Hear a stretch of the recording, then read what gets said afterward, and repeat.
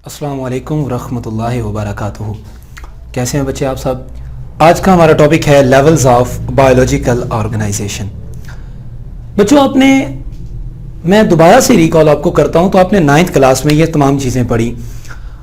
आपने कहा levels of organisation के अंदर जब हम इन्हें डिस्कस करते हैं तो लेवल्स ऑफ ऑर्गेनाइजेशन स्टार्ट होते हैं मॉलिक्यूलर लेवल से, या उससे भी पीछे एटॉमिक एंड सब एटॉमिक लेवल स्टार्ट करके हम आगे चलते आते हैं। और एक इंडिविजुअल को बनाने में कौन कौन सा लेवल मौजूद है, उसके अंदर आपके पास एटॉमिक से स्टार्ट होगा, molecular level, organelle level, tissue level, cell level, tissue level, organ and organ system level and individual level, population level, community level and then to biosphere और इकोसिस्टम।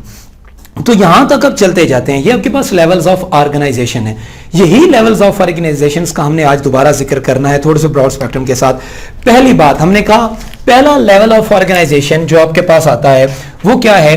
पहले लेवल ऑफ ऑर्गेनाइजेशन के अंदर आते हैं atomic and सब atomic level. Atomic and सब atomic level. बेटे atomic और सब एटॉमिक लेवल क्या है, ये बेसिक है। एटॉमिक और सब एटॉमिक लेवल एटम्स से हम लेके चल रहे हैं, और सब एटॉमिक पार्टिकल्स के अंदर प्रोटॉन, इलेक्ट्रॉन, न्यूट्रॉन, पॉजिट्रिनो, इलेक्ट्रिनो, यानी तमाम पार्टिकल्स जो माइक्रो पार्टिकल्स आ जाते हैं उनको हम डिस्कस करते हैं। यहां से जिंदगी की इब्तिदा है। अगर इनमें से किसी पार्टिकल को निकाल दिया जाए तो लाइफ मुकम्मल होना मुमकिन नहीं होगा। इसके बाद एटॉमिक और सब एटॉमिक लेवल के बाद जो मेजर, जहां जिसको बुनियाद वैसे कह सकते हैं, वो आपके पास आ जाता है मॉलिक्यूलर लेवल। अब मॉलिक्यूलर लेवल क्या है। मॉलिक्यूलर लेवल, मॉलिक्यूल्स बनाए जाते हैं। मॉलिक्यूल्स बायो मॉलिक्यूल्स के मुतल्लिक आपने कहा these are the aggregates of atomic and subatomic particles which constitute to make life. These are covalently bonded और आयोनिकली बॉन्डेड एटम्स और मॉलिक्यूल्स। ये बनते हैं आपके पास, कुछ कोवेलेंटली बॉन्डेड मॉलिक्यूल्स आते हैं, कुछ आयोनिकली बॉन्डेड मॉलिक्यूल्स आते हैं, और वो मिलकर लाइफ बनाने के अंदर किरदार अदा करते हैं। सो अगर हम बायोमॉलिक्यूल्स की डेफिनेशन करें तो वो ये होगी, all those molecule comprise to make some life programmes are called as biomolecules. अब बायोमॉलिक्यूल्स आपके पास दो तरह के होते हैं। अगर इनकी टाइप्स की आप बात करते हो, बायोमॉलिक्यूल्स दो तरह के हैं। पहले माइक्रोमॉलिक्यूल्स। माइक्रोमॉलिक्यूल्स क्या होते हैं, अगर इनकी डेफिनेशन की जाए तो हम कहते हैं micromolecules are those molecules with low molecular weight या लेस मॉलिक्यूलर वेट आपके पास आ जाएगा। ऐसे तमाम मॉलिक्यूल्स जिनका मॉलिक्यूलर वेट कम है, और इसके अंदर आप अगर एग्जांपल लेने की बात करें तो आपके पास आ जाता है वाटर, आपके पास मॉलिक्यूल्स आ जाते हैं ग्लूकोज। तो ये तमाम मॉलिक्यूल्स जिनका मॉलिक्यूलर वेट कम होगा, इन्हें हम नाम देंगे micro molecules. The word micro means small. And second one is called as macro molecules. Macro molecules क्या आपके पास आएंगे, macro mean large. So macromolecules are those molecules having a higher molecular weight. Higher molecular weight, इनको हम नाम देते हैं माइक्रोमॉलिक्यूल्स। Higher molecular weight के साथ मैक्रो आ गए। अब ये जो मैक्रो मॉलिक्यूल्स आपके पास आते हैं, इनके अंदर एग्जांपल्स आप लें तो लिपिड्स हैं, कार्बोहाइड्रेट्स हैं, प्रोटीन्स हैं, यानी बिग एग्रीगेट्स ऑफ लाइफ जो आपकी बॉडी का बहुत ही अहम हिस्सा हैं। ये सारे के सारे आपके पास आ जाते हैं मैक्रो मॉलिक्यूल्स। तो यहां तक आपका कंप्लीट होगा मॉलिक्यूलर लेवल। मॉलिक्यूलर लेवल के बाद जो आपके पास नेक्स्ट लेवल आ जाता है, उसके अंदर हम बात करते हैं ऑर्गेनेली एंड सेल लेवल की। बल्कि उससे पहले अगर आपको बताता चलूं तो माइक्रो और मैक्रो मॉलिक्यूल्स मिलकर बनाते हैं लाइफ। आपकी बॉडी के अंदर प्रोटीन्स पाए जाते हैं, लिपिड्स पाए जाते हैं, ये तमाम सब्सटेंसेस नेसेसरी होते हैं। हाँ, इनकी हमने डिवीजन कर दी कि कुछ माइक्रो हैं और कुछ मैक्रो हैं। दोबारा से हम तो अपने टॉपिक पे आ रहे हैं। ऑर्गेनेली एंड सेल लेवल की अगर मैं बात कर दूं तो ऑर्गेनेली और सेल लेवल आपके पास क्या है। ऑर्गेनेलीज की अगर पूछा जाए कि ऑर्गेनेली की डेफिनेशन क्या है, जहां तक मुझे याद पड़ता है मैट्रिक की बुक के अंदर जो ऑर्गेनेली है उसकी डेफिनेशन नहीं लिखी। हम अगर इसकी एक जनरल सी डेफिनेशन बनाएंगे ना तो वो ये बनाएंगे, small microscopic structures present inside the cytoplasm और present in the cytoplasm and they are independent of their function. अपना काम करने में आजाद हैं। जरा बड़े लेवल पर आकर इसकी एक मिसाल समझिए, मेरा जिस्म है, मेरी मर्जी नहीं है, तो मेरी बॉडी के अंदर क्या आ जाता है कि मेरी बॉडी में जब आप बात करेंगे तो अंदर स्टमक है, हार्ट है, लंग्स हैं, ब्लड वेसल्स हैं, इनमें से ब्रेन है, इनमें से हर एक ऑर्गन या हर एक पार्ट, हर एक जुज्व अपना काम करने में इंडिपेंडेंट है, वो अपना काम खुद करना जानता है। ये सारे ऑर्गन्स काम करते हैं तो मेरा जिस्म बनता है। ये एग्जांपल हमने जाके आगे फिर दोबारा से कोट करनी है, सो इसे ज़हन में रखिएगा। तो ये सारे ऑर्गन्स काम करते हैं तो हमारा जिस्म बनता है। बेटा इसी तरह सेल के वो तमाम पार्टिकल्स, सेल के अंदर मौजूद वो तमाम स्ट्रक्चरल एलिमेंट्स जो कि काम करें तो उनके काम के करने की वजह से सेल का फंक्शन परफॉर्म होता है। These are called as organelles. ये क्या कहलाएंगे जी? ऑर्गेनेलीज हो जाएंगी। और इसी तरह ये एग्रीगेट्स मिलते हैं, इकट्ठे होते हैं और ये मिलकर बनाते हैं सेल। और जहां तक आपको याद हो तो ये है कि cell is the basic, fundamental, structural and functional unit of life. ये वो बुनियादी इकाई है कि जिसके बिना अगर बात करें तो वो सेल का ना तो स्ट्रक्चर, लाइफ का ना तो स्ट्रक्चर कंप्लीट होता है और ना ही उसका फंक्शन कंप्लीट होता है। एग्जांपल देता चलूं, ये मैं एक रूम के अंदर खड़ा हुआ हूं, इस रूम में मौजूद है ईंटें। अब अगर ईंट मौजूद ना हो, सीमेंट मौजूद हो, छत के लिए तमाम सामान मौजूद हो, लेकिन ईंट ना हो, ये बिल्डिंग ब्लॉक्स प्रेजेंट ना हो, तो इस कमरे का कोई वजूद साबित नहीं कर सकता। ये कमरा मौजूद नहीं होगा। लिहाजा इस कमरे के होने के लिए ईंटों का होना जरूरी है। सो आप यूं समझ लीजिए कि हर वो चीज जिसको आप जिंदा कहते हैं, everything that is called to be as living will definitely have cells. Jean Baptiste de Lamarck, पिछले लेक्चर की तरह दोबारा से रिपीट करता हूं, डी लामार्क ने कहा था कि वो हर वो चीज जिसको आप जिंदा कहेंगे वो किस पर मुश्तमिल होगी? सेल पर मुश्तमिल होगी। So that was organelle and cell level. Organelle और सेल लेवल के बाद अगला लेवल आपके पास बन जाता है जी टिश्यू लेवल। टिश्यू लेवल क्या है? टिश्यूज, टिश्यू की डेफिनेशन अगर की जाए तो टिश्यू लेवल या टिश्यूज की डेफिनेशन ये है, cells comprise to perform a single function. जब सेल इकट्ठे होते हैं, मुज्तमे होते हैं, जमा होते हैं और जमा होकर एक फंक्शन परफॉर्म करते हैं, that is called as tissue. And that group of cells performing a same function is called as tissue. एक और वाले से डेफिनेशन ये हो जाएगी। तो एक जैसे सेल्स का गिरोह मिलकर एक ही काम कर रहा है। मेरे अगर इसकी एग्जांपल दूं, यहां पर आपकी बॉडी के अंदर पाए जाने वाले गैस्ट्रिक टिश्यूज होंगे। अब गैस्ट्रिक टिश्यूज क्या हैं? गैस्ट्रिक टिश्यूज आपके स्टमक के अंदर मौजूद हैं और इनका काम क्या था? गैस्ट्रिक जूस को सिक्रेट करना। अब ये टिश्यू की एक टाइप है। प्लांट की बात की जाए तो प्लांट के अंदर एपिथेलियल टिश्यूज मौजूद होते हैं। एपिथेलियल टिश्यूज क्या हैं? जो उस प्लांट की एपिथेलियम यानी अपर लेयर बनाने का काम कर रहे होते हैं। सॉरी, एपिथेलियल टिश्यूज भी एनिमल्स के अंदर आएंगे और प्लांट्स के अंदर आपके पास आ जाएंगे एपिडर्मल टिश्यूज। सो ये एपिडर्मल टिश्यूज मौजूद होंगे। इस तरह ये ढेर सारे टिश्यूज मिलकर किसी भी प्लांट का फंक्शन परफॉर्म करवाते हैं। कोई एक स्पेसिफिक फंक्शन होता है, तो that is called as tissue level. Tissue level के बाद बेटा जो आपके पास नेक्स्ट चीज आ जाती है वो है आपके पास organ and organ system level. बहुत ज्यादा इंपॉर्टेंट है organ and organ system level. Organs क्या होते हैं? अगर हम पीछे मुकम्मल हायरार्की पर गौर करते हुए आए तो हम ये देखेंगे कि यहां से लेकर यहां तक, टिश्यू लेवल तक, आपके पास सब एटॉमिक पार्टिकल्स मिलते हैं तो एटॉमिक पार्टिकल्स बनते हैं। एटॉमिक पार्टिकल्स मिलते हैं तो मॉलिक्यूलर पार्टिकल्स बनते हैं। मॉलिक्यूल्स मिलते हैं तो ऑर्गेनेलीज बनती हैं। ऑर्गेनेलीज मिलकर एक इन्वेलप्ड फॉर्म में साइटोप्लाज्म के साथ आती हैं तो सेल बनता है। यही सेल्स मिलकर एक काम करते हैं तो टिश्यू लेवल बनता है। अब इसी हायरार्की पर चलते हुए, इसी ऑर्डर के साथ, इसी तरतीब के साथ जब हम आगे जाते हैं तो हम ये कहते हैं कि जब मुख्तलिफ टिश्यूज मिले और मिलकर एक फंक्शन परफॉर्म करें, यानी उनका जो कलेक्टिव आउटकम है वो सेम हो जाए, then that group of tissues is called as organ. यानी हम कहेंगे group of tissues performing a similar function. Group of tissues performing similar function is called as organ. ये एक ऑर्गन हो जाएगा। अब ऑर्गन की मिसाल है आपके, अगर ऑर्गन की मिसाल ली जाए तो ऑर्गन की पहली एग्जांपल आपके पास सपोज कर लें स्टमक। स्टमक एक ऑर्गन है। इसी तरह ब्रेन ऑर्गन है, लंग्स ऑर्गन है, हार्ट ऑर्गन है। ये सारे आपके पास ऑर्गन्स आते हैं। तो इन ऑर्गन्स का इंडिपेंडेंट फंक्शन है। स्टमक का काम फूड को डाइजेस्ट करना है, सोचने का काम उसका नहीं है। हार्ट का काम ब्लड को पंप करना है, दिल कर रहा है और दिल नहीं कर रहा, हकीकतन दिमाग सोच रहा है और दिमाग नहीं सोच रहा। दिल का काम, ये ब्लड पंपिंग ऑर्गन है। इसी तरह आपके पास ब्रेन है तो उसका काम सोचना है, उसका काम एनालाइज करना है, उसका काम मेमोराइज करना है, उसका काम रिस्पॉन्स क्रिएट करना है, लेकिन ना तो वो डाइजेशन कर सकता है ना, हाँ अलबत्ता कोऑर्डिनेशन होगी, लेकिन ये बात आगे हम पढ़ेंगे। तो ये क्या हो जाएगा, ये तमाम ऑर्गन्स जो होंगे ये अपना काम खुद करने के अंदर इंडिपेंडेंट होते हैं और अपना अपना काम करेंगे। इसी तरह हम अगर इसी हायरार्की के साथ चलेंगे तो ऑर्गन सिस्टम की डेफिनेशन हमारे पास क्या बनेगी, group of organs performing a similar function और their collective outcome is same as well as there was in the organ. अब देखिए इसके अंदर अगर मैं मिसाल लेता चलूं तो आपके पास ये बनेगी ऑर्गन सिस्टम की। एक आपका ऑर्गन सिस्टम है वो है डाइजेस्टिव सिस्टम, यहां पर हम लिखते हैं डाइजेस्टिव सिस्टम।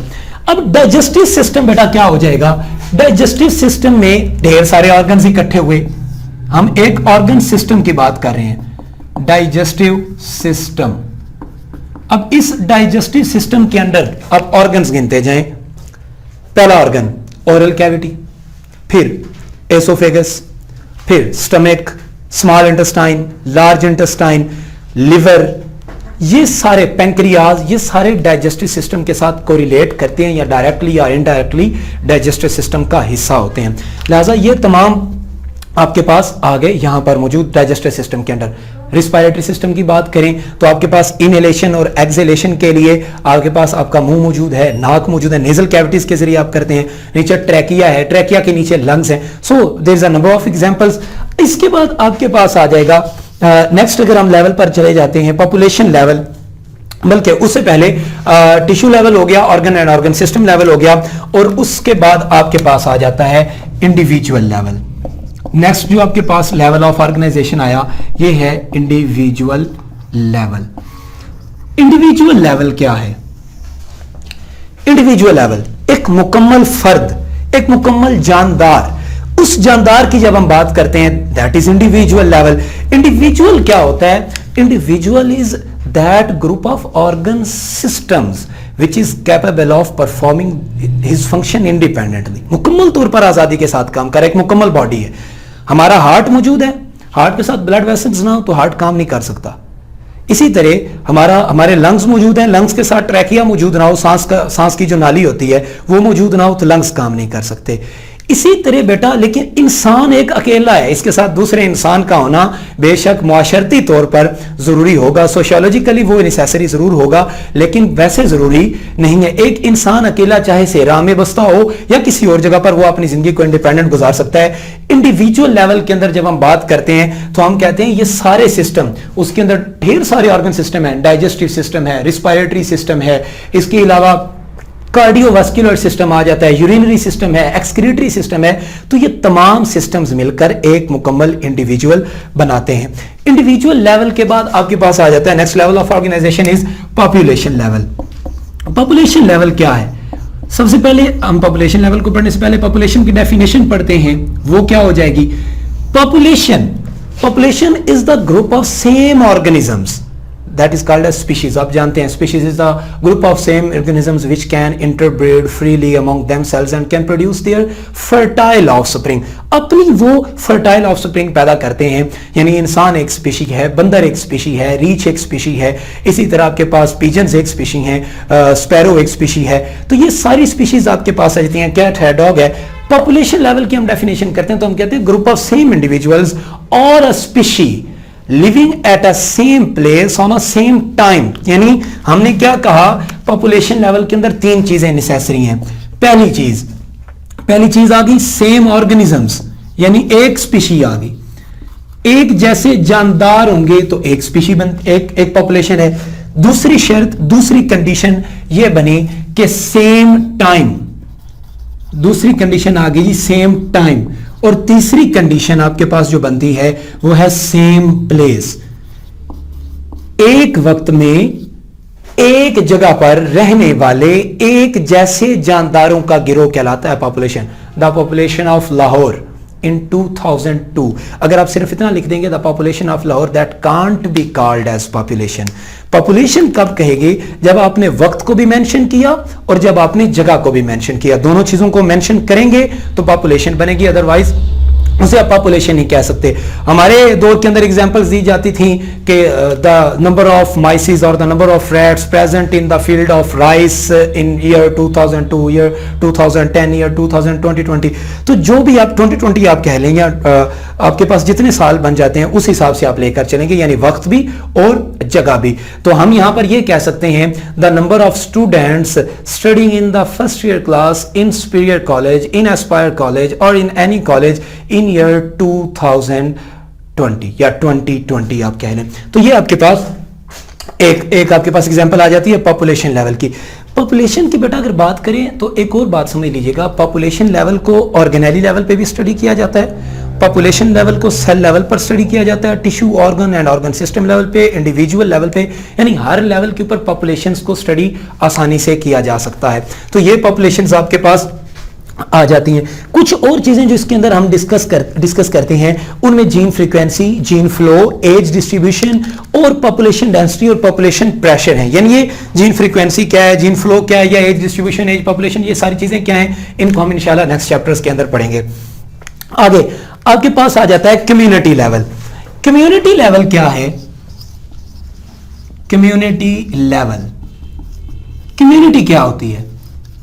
उसी हायरार्की के साथ इंडिविजुअल्स आए, सेम इंडिविजुअल्स का अगर वो पॉपुलेशन कहलाएगा. अगर डिफरेंट पॉपुलेशंस मिलकर एक ही जगह पर रह रही हैं, that is called as community.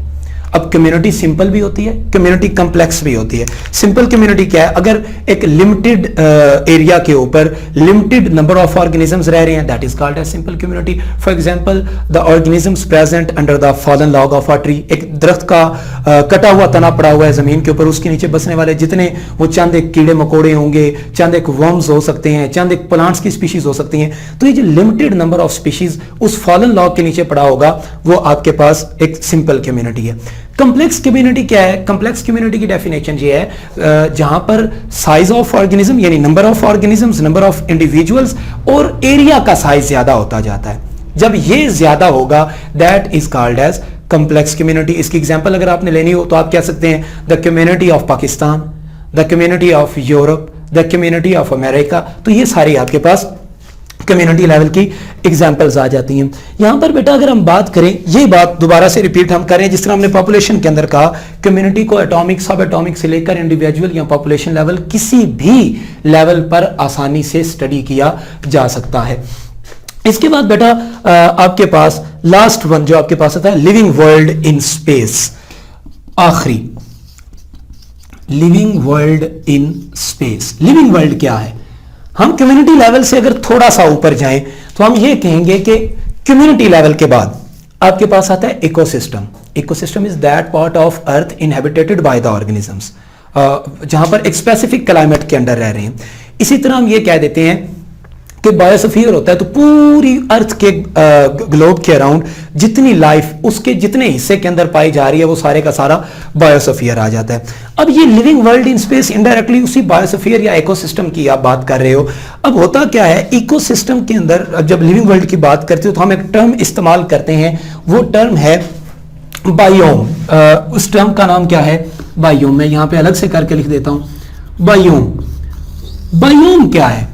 हम कहते हैं बायोम एक ऐसा एक ऐसी स्पीशीज है या ऑर्गेनिजम्स की एक ऐसी तादाद है, कम्युनिटी कोई ऐसी है जो कि डिटरमिन करती है, जिसको क्लाइमेट डिटरमिन करता है. एक क्लाइमेट जिन स्पीशीज को डिटरमिन कर रहा है. मिसाल के तौर पर क्लाइमेट है जी समंदर का, मेराइन इकोसिस्टम आ जाता है या फ्रेश वाटर इकोसिस्टम आ सकता है. मैं और आप जाकर वहां पर नहीं रह सकते, पानी के अंदर सांस नहीं ले सकते. मछली को पानी से निकाल दें तो वो मछली पानी से बाहर जिंदा नहीं रह सकती. इसी तरह मेरे शहर का नाम फालिया है, अगर मैं फालिया के बाजार के अंदर लाकर एक शेर छोड़ दूंगा तो या तो शेर रहेगा या मैं रहूंगा, यानी या शेर रहेगा या इंसान रहेगा.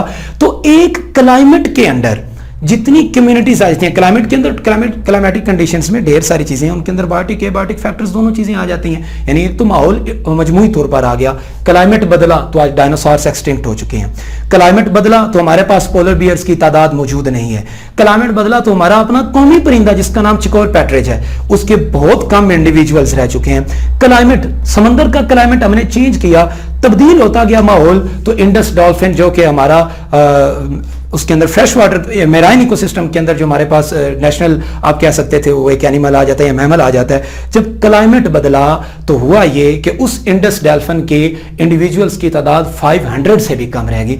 यानी ये एक तरतीब बनती है। तो क्लाइमेटिक कंडीशंस के अंडर जितनी कम्युनिटीज किसी भी इकोसिस्टम के अंदर या बायोस्फीयर के अंदर रह रही होती हैं, that is called as biome. तो इस तरह हमारे ये लेवल्स ऑफ ऑर्गेनाइजेशन कंप्लीट होते हैं। पहले की तरह एक दफा मैं पूरा लेक्चर रिपीट करता जाता हूं। हमने स्टार्ट किया था एटॉमिक एंड सब एटॉमिक लेवल से। इलेक्ट्रॉन, प्रोटॉन, न्यूट्रॉन, ये जितने सब एटॉमिक पार्टिकल्स हैं ये मिलकर एटम्स बनाते हैं। एटम बनते हैं तो एटम के अंदर आगे आपके पास एटम्स मिलकर मॉलिक्यूल्स बनाते हैं, मॉलिक्यूल्स मिलकर ऑर्गेनेलिस बनाती हैं, ऑर्गेनेलिस मिलकर सेल बनाते हैं, सेल मिलकर जब एक ही फंक्शन परफॉर्म करते हैं that is called as tissue, tissues मिलकर एक ही फंक्शन परफॉर्म करते हैं that is called as organ, and the group of organs performing a similar function is called as organ system. यही ऑर्गन सिस्टम मिलते हैं एक बॉडी के अंदर इन्वेलप्ड हो जाते हैं that is called as individual. Individuals मिलते हैं तो पॉपुलेशंस बनती हैं, लेकिन सेम इंडिविजुअल्स होंगे। अगर डिफरेंट इंडिविजुअल्स मिलते हैं तो कम्युनिटी बनेगी। कम्युनिटी या सिंपल होगी या कॉम्प्लेक्स होगी। और लास्ट वन आपके पास आ जाती है लिविंग वर्ल्ड आ जाता है और बायोम की बात आ जाते हैं, जो कि किसी भी रीजनल कम्युनिटी की आप बात करते हो under the specific climatic conditions. That's all from my side for today. आपको इस लेक्चर के रिलेटेड कुछ भी क्वेश्चन पूछना हो तो आप नीचे कमेंट्स बॉक्स में पूछ सकते हैं। Thank you so much. Allah Hafiz.